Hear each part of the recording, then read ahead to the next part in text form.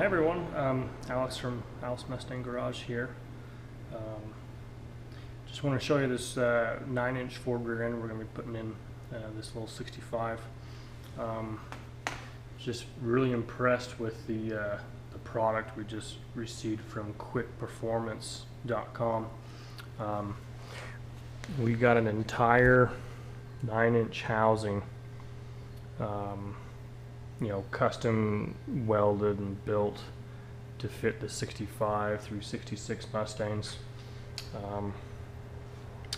This comes complete. I mean, this is just absolutely amazing. You got, a custom fill, drain. Housing is built to specs of your liking. It comes complete with axles.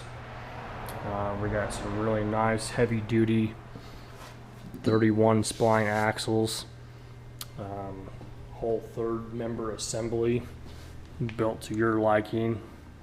These ones are 350 gear ratio, I believe. Even comes with a nice little tag as far as what oil to use and how to break in. This kit comes with the disc brake setup, so we got rotors, we got calipers, we got brackets, essentially everything we need except for fluid to get this sucker built. So I'm super excited. This is going to be a fantastic piece to this build we're doing with the red 65.